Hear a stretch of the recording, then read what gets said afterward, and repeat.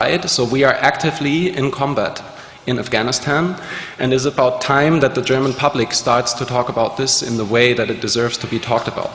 Because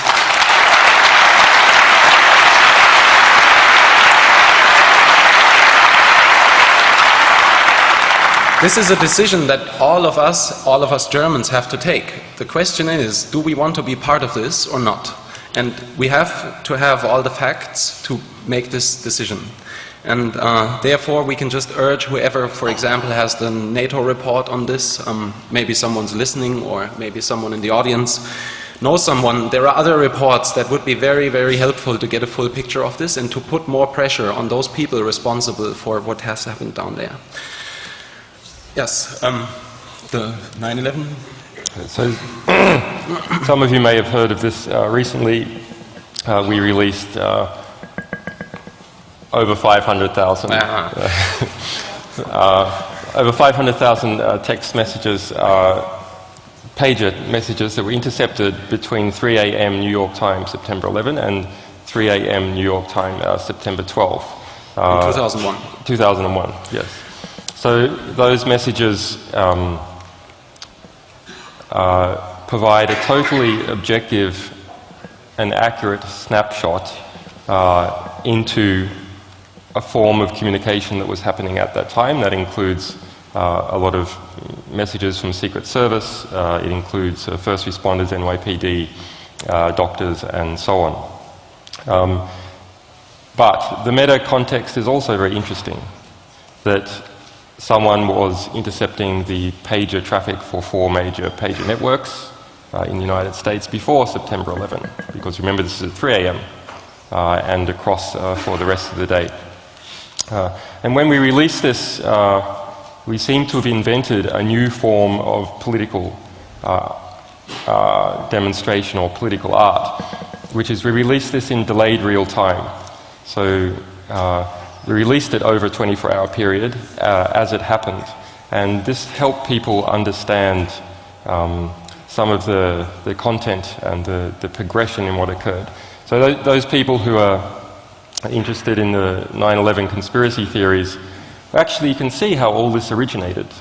You can see Condoleezza Rice calling off aborted missions. You can see people talking about bombs exploding or secondary explosions.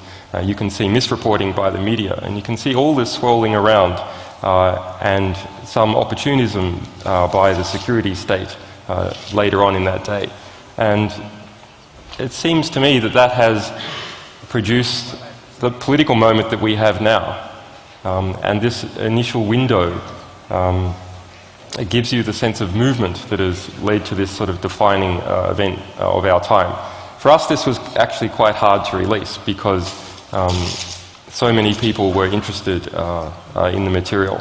But we actually, this is, believe it or not, this is the first really significant document that we've done where our anonymizing network didn't go down under the load.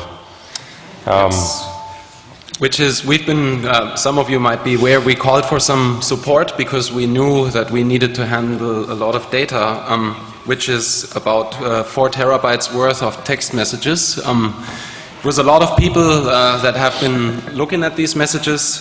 This is just the traffic we produced or we handled within the first few days. But it gave us a feedback on how many people actually were discussing.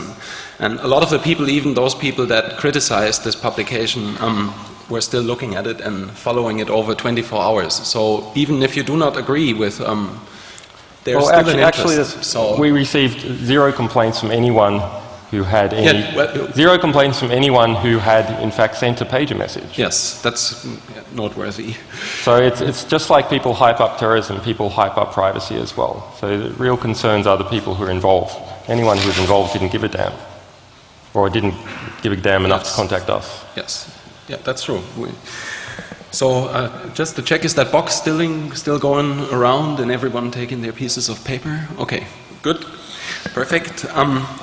Okay, a last one from, as Julian said before, a long list that we published before, but this is something that at least to me personally is very important. We published the European strategy paper from the European Institute for Security Studies. Those of you who have not heard about it, please listen. This is a paper that is done by a European think tank that deals with European security policy. And these are the people that everyone in the EU listens to if it comes to these questions. And they have worked out what we need to do to address security in Europe until 2020, so within the next 11 years. And they come to the conclusion that we have 20% globalizers in this world, which are the first world countries and transnational corporations, and we have 80% localizers. And these localizers threaten our wealth because they're so poor, and they're not happy, and they're getting more and more unhappy. And this is why these people propose that we build up a European military and police unit to combat the poor in the world. And these people propose that we need to extract universal goods such as the rainforest from the control of the nation states they are located in. Because they say we need these resources as well, and we need to make sure that no one can get uncontrolled access to them. And they are proposing building this wall around Europe so no one can get in anymore, no one can swim over the sea or whatever. And this is all written in a very lengthy paper, I think 170 or 180 pages. And it's very detailed and very, very verbose. So it's a terrible read, but it shows how sick some of these people are that are planning the future of Europe and of the society that basically anyone in this room will be part of. And the question that we have to ask ourselves, similar maybe to Kunduz, is that with this information, do we give our silent consent? Is that like the world we imagine to live in? I guess we all know that we're exploiting the third world and that there's a lot of our wealth depends on this exploitation. But the question is, how much further can we push out this bill, or when is it time to maybe start considering how to pay that bill? What is the right step? So I'm not sure if I'm maybe the only person that sees this very critical, but it's something that we thought is important to mention again.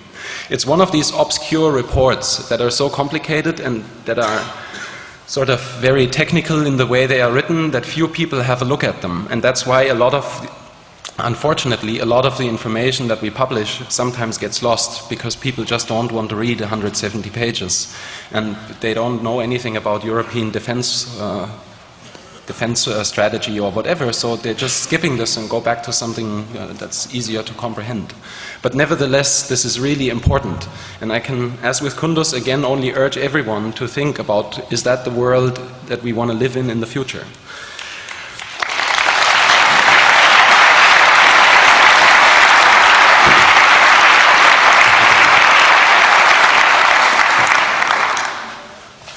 So Daniel just mentioned that sometimes we have difficulty in people picking up material that seems to be complex.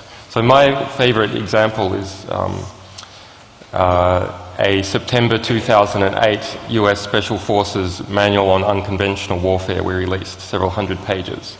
Now, it's written for intelligent people. It's written for special forces units who go into countries and try and overthrow the government of that country, or alternatively back up surrogate forces, paramilitaries, to suppress insurgencies. So US forces manual about how to create insurgencies or to suppress them. So it reads to me like Noam Chomsky times -1. This is not a book for fools. This is a book that talks about all the instruments of US national power. So the financial instrument of US national power, the military instrument of US national power, the intelligence instrument of US national power, the diplomatic instrument of US national power, and how all those can be brought together to a point to push a particular US policy, and talks about, yes, the IMF is a financial weapon of US national power. That's its terminology, a financial weapon. And that USAID is also a financial weapon. So those documents do not get any media attention at all. That document, when related to it, even talks about how, despite the fact that it's the Geneva Conventions say the US forces cannot wear enemy uniforms behind governmental lines when they're doing one